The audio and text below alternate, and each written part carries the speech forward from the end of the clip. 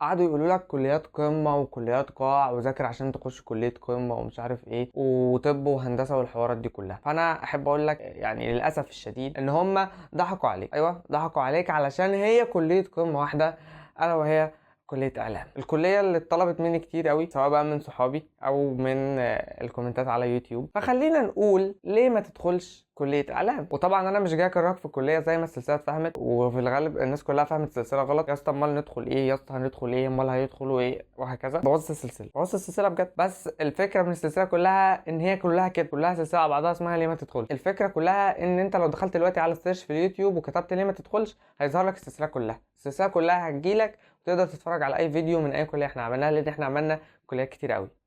وانا يعني احنا دي عايد عليا انا عشان انا بشتغل وان مان كرو، انا بعمل كل حاجة. فاكتب بس ليه ما تدخلش والكليات كلها هتجيلك. انا جاي ارسيك على كل حاجة في الكلية، الحلو والوحش. وبما ان الكلية دي كليتي فدعنا نتكلم بدون خوف من المجتمع لو سمحت. كلية اعلام من الكليات اللي ممكن تحطها بلان ايه وما تفكرش بعدها، خلاص اتعشى، يا هي دي يا بلاش، انا مش داخل غيرها. او ممكن تحطها بلان بي برضو عادي يعني، بس المهم ان هي من الكليات اللي الناس كلها بتحبها وفي الغالب بيستهدفوها في ثانويه عامه. الكليه عباره عن 4 سنين دراسه، والدراسه فيها بنظام اسمه نظام الساعات المعتمده. والكليه هتلاقيها في 5 جامعات بس في مصر، هتلاقيها في القاهره والسويس وبني سويف والوادي الجديد والمنوفيه. وطبعا بما ان كليه اعلام كانت في الاصل عباره عن قسم في كليه اداب، فممكن نعتبر ان قسم اعلام في كليه اداب هي برضو بمثابه كليه اعلام، لان برضو في المحافظات اللي ما فيهاش كليه اعلام فهو البديل الوحيد ان انت ممكن تدخلها، او حتى ممكن تدخلها بمجموعه اقل شويه. وزي ما في 5 جامعات بس فيهم كليه اعلام، فاي محافظه في الغالب هتلاقي ما فيهاش كليه اعلام، فهيكون كليه اداب فيها قسم اعلام. ولو موجود في المحافظه اللي انت عايش فيها كليه اعلام، ففي الغالب هيكون القسم بتاع كليه اداب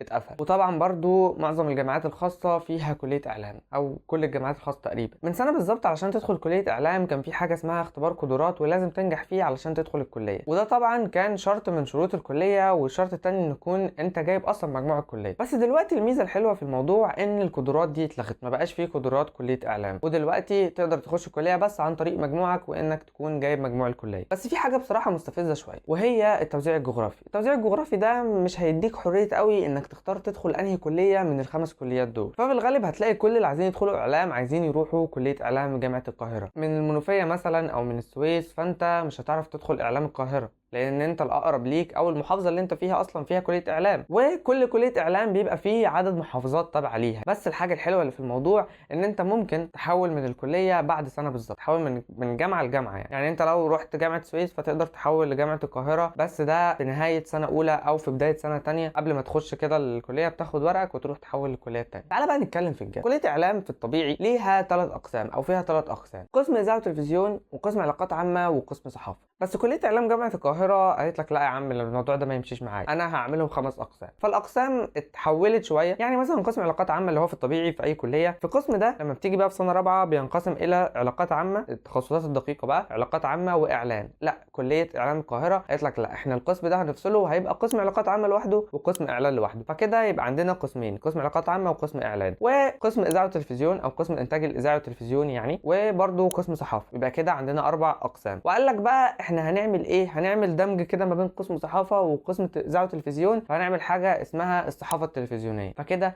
بقى عندنا 5 اقسام في جامعه اعلام القاهره. كل حاجه هنتكلم عنها بالتفصيل دلوقتي. فخلينا نبدا بقسم اذاعه وتلفزيون. قسم اذاعه وتلفزيون ده القسم اللي تدخله لو انت بتحب بقى الفيديوز وبقى والاخراج والمونتاج والتصوير والايديت وكل حاجه ليها علاقه بالفيديو، سواء بقى كنت قدام الكاميرا او ورا الكاميرا. فزي ما في قدام الكاميرا ففي ورا الكاميرا بقى كتابه واعداد وتصوير وحركات بقى كاميرا والزوايا وكل الحاجات دي، زي ما موجود قدام الكاميرا ان انت تاخد القاء وهكذا. يعني القسم ده في سنه رابعه بقى بيبقى فيه تخصصين، التخصصات الدقيقه بقى يا اما تخصص راديو يا اما تخصص تلفزيون، عشان تشوف بقى انت هتمشي في انهي مسار. القسم ده محتاج بقى ابداع وتفكير بره الصندوق، وانك تجيب افكار لبرامج جديده اصلا وحلقات جديده وهكذا يعني. وهتتعلم بقى فيه كتابه السكريبتات وكل حاجه. بص انت هتتدلع من الاخر، افهمها زي ما تفهمها بقى، خدها زي ما انت عايز. فتعال نتكلم عن بعض المواد اللي انت هتدرسها في القسم ده. هتدرس القاء وتقديم برامج، هتدرس تصوير فيديو وتصوير فوتوغرافي، وهتدرس كمان اخراج والقاء احنا قلنا القاء مره،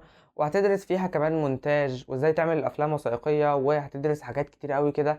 لو بتحب الفيديو فانت هتتبسط. القسم التاني وهو قسم علاقات عامه.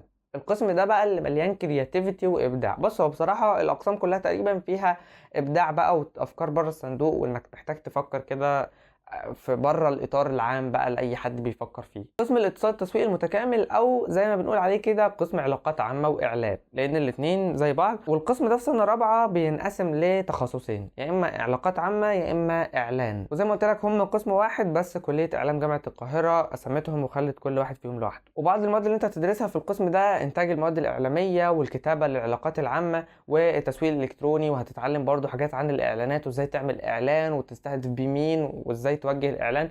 كل حاجه لها علاقه بالاعلان والعلاقات العامه هتتعلمها في القسم ده. قسم لذيذ جدا بصراحه، ومعظم الناس بتحب تدخله. القسم الثالث بقى وهو قسم صحافه، والقسم ده برضو بينقسم لتفرعين او تخصصين جواه. اول حاجه الصحافه التقليديه او الصحافه القديمه اللي هي الصحافه الورقيه عن طريق بقى المجلات والجرايد وهكذا يعني. والصحافه الالكترونيه اللي هي برضو المواقع اللي موجوده على النت، زي برضو معظم الجرايد اللي اتحولت زي مثلا اليوم السابع والاخبار اليوم وتقريبا كل الجرايد الورقيه دلوقتي اتحولت كلها برضو لجرايد الكترونيه او مواقع الكترونيه لكل جريده. والقسم ده بقى بتدرس فيه مقابلات اخباريه، انك ازاي تعمل مقابله مع اي حد، وبتتعرف فيه على انواع الصحف العالميه والمجلات ووكالات الانباء. وبتدرس فيه برضو تحرير صحفي، اللي هو ازاي بقى تكتب الاخبار بتاعتك في الجريده، وازاي تعمل تحرير اصلا للاخبار في الجريده وهكذا يعني. وبتدرس كمان ماده اسمها تصوير صحفي، دي علشان تتعلم بقى ازاي تصور صور صحفيه بعين مش عارف مين والحاجات دي كلها. وبعض المواد اللي هتدرسها في القسم ده هتتعلم فيها كمان مهارات البحث عن طريق الانترنت، هتعرف فيها تطبيقات الذكاء الاصطناعي، وكمان ماده التصوير والمواد الصحفيه المصوره، وماده التيارات الجديده في الفن الصحفي. وهتدرس برضو النقد الادبي والفني في الصحافه. معظم المواد اللي بتتقال دي بتبقى على مدار سنين الدراسه بتاعه الكليه عموما يعني، مش في سنه اولى او تانية او هكذا، مش سنه محدده،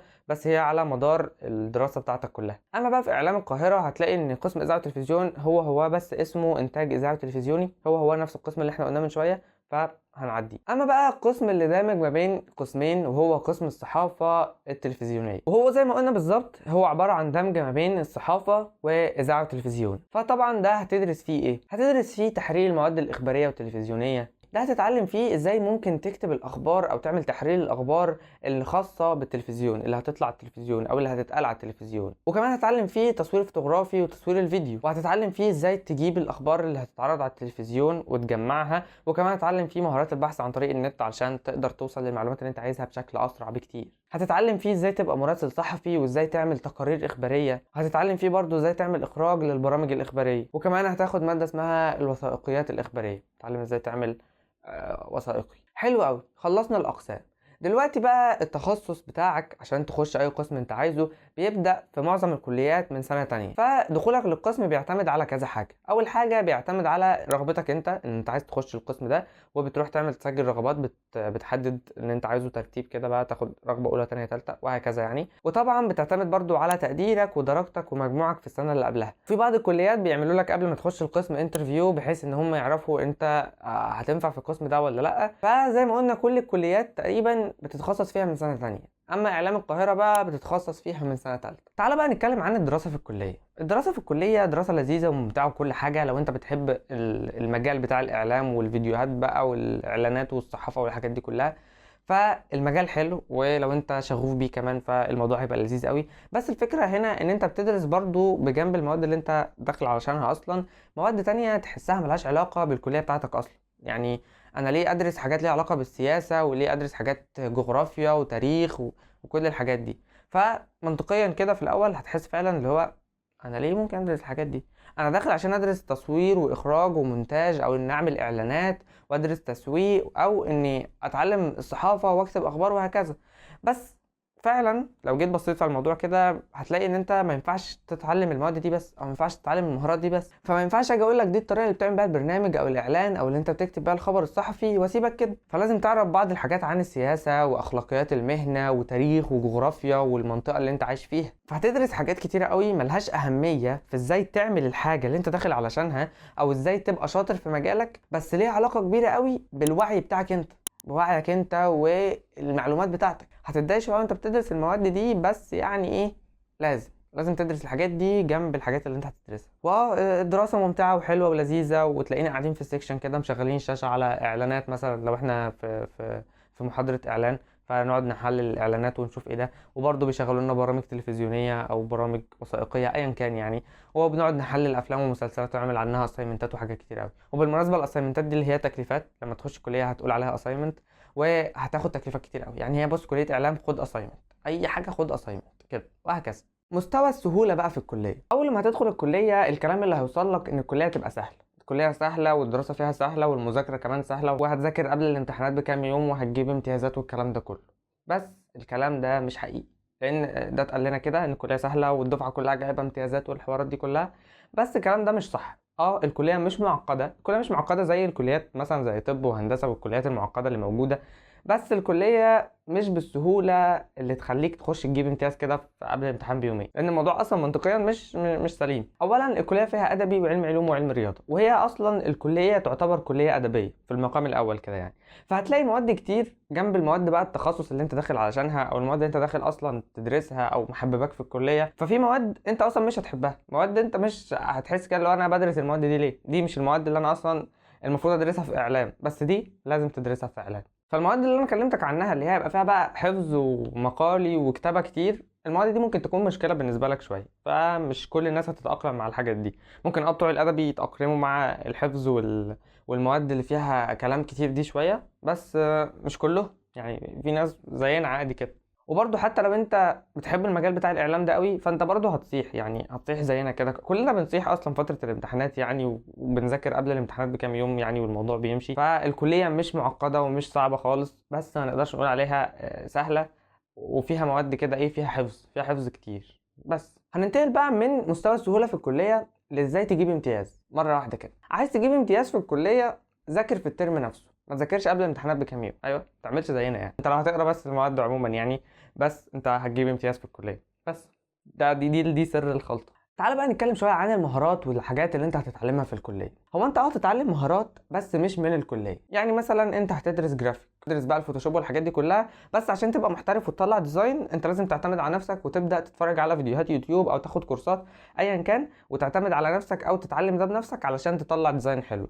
هتتعلم القاء وازاي تقف قدام الكاميرا او ازاي تكلم ناس وفي جمهور والكلام ده كله، بس ده بيعتمد بنسبة 99% عليك انت، ان انت تقف وتتدرب وتاخد ثقة والحاجات دي كلها، ولغتك تبقى سليمة، ده بيعتمد عليك انت 99%، مش هتاخده من الكلية. هتتعلم الكتابة سواء بقى للتلفزيون او الصحافة او علاقات عامة واعلان، وتتعلم تكتب بقى في الاعلانات والحاجات دي كلها، فانت هتتعلم الحاجات دي، بس نسبة تعلمك في الحاجة دي هتكون بنسبة 10% او 20% من تعلم الحاجه نفسها. فانت برضو لازم تهتم بدراسه الحاجات دي مع نفسك وتتعلمها تعلم ذاتي، سواء بقى من مصادر مفتوحه زي يوتيوب او كورسات مدفوعه، او ده مش الهدف في الكليه اصلا. الكليه بتقول لك خد ده المونتاج انت هتتعلمه ازاي مع نفسك، سواء بقى فيديوهات يوتيوب او هكذا. فانت تتعلم مونتاج، بس فيديوهات يوتيوب هتكون مفيده ليك اكتر. ازاي بقى تستغل الكليه صح؟ عشان تستغل الكليه صح هو انك تبدا من دلوقتي. تبدأ من دلوقتي في ايه؟ تبدأ من دلوقتي في انك تتعلم الحاجات اللي انت هتحتاجها بعد ما تتخرج. يعني ما تمشيش كده مع مسار الكلية وخلاص، واللي الكلية بتقوله انت هتمشي عليه. فانت لازم تتعلم من دلوقتي الحاجات اللي توفر لك شغل حتى قبل ما تتخرج من الكلية. فلو جينا نتكلم عن ما بعد التخرج، هتلاقي ان محدش عارف ايه اللي ممكن يحصل بكرة اصلا. فما بعد التخرج ده شبه غامض شويه بالنسبه لاي حد، بالنسبه لاي كليه عموما. فاللي عليك تعمله في فتره الكليه علشان لما تيجي تتخرج تعرف تلاقي شغل حتى لحد ما توصل للشغلانه اللي انت عايزها، فانت لازم تتعلم المهارات والحاجات اللي هتفيدك. شوف بقى انت عايز تكمل في انهي مجال وتبدا تتعلم المهارات بتاعتك، فده هيفيدك تقدر تشتغل في اي مجال منهم بعد الكليه اصلا. حتى احنا ما نعرفش ايه اللي ممكن يحصل بعد التخرج، بس ما بعد التخرج ده انت اللي هتحدده. اندماجك في سوق التعلم والاماكن اللي انت ممكن تلاقي فيها شغل وانك تقرب منها، وتعلمك لمهارات هتفيدك بعد التخرج هو الاساس دلوقتي واللي لازم تعمله. فبعد ما تخلص كلية ما ينفعش تعطل كده وتستنى بقى تشوف شغل او حد يجيب لك شغل عشان تشتغل. فانت تقدر تشتغل شغلانات ايا كان، تاخد خطوات لحد ما توصل للشغل اللي انت عايزه. تنسيق الكلية بقى هسيبهولك يظهر على الشاشة دلوقتي، فروح شوف التنسيق وتعال.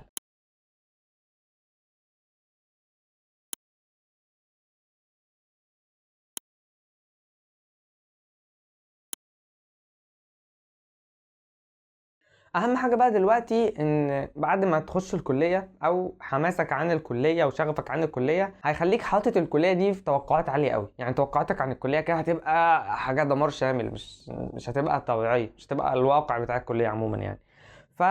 اللي انت متوقعه عن الكليه ما تعملش حسابك ان انت هتخش تلاقيه. فاهم انت الكلام ده؟ عشان ما يبقاش توقعاتك للكليه هنا وهي في المنطقه دي. فالموضوع ده هيفرق معاك قوي، هتحس ان انت ايه ده، ايه اللي انا عملته، ايه اللي دخلني هنا يا جدعان، انا ما كنتش عايز ده، انا ما كنتش متوقع ده. وبس كده. الفيديو ده تقريبا اطول فيديو خد وقت في التصوير يعني. انا بجد تعبت خلاص يعني. الحمد لله. ما تنساش بقى تعمل لايك سبسكرايب وتشير الفيديو مع اي حد مهتم بالكليه. بص عموما انت لازم تشير الفيديو ده عشان انا بجد تعبت في الفيديوهات دي كلها قوي يعني. فبس يعني شكرا مقدما. شكرا. تخش تشوف بقيه الفيديوهات بتاعت السلسله. وبس كده، انا محمد عبده ودي كانت كل حاجه عن كليه اعلام. سلام.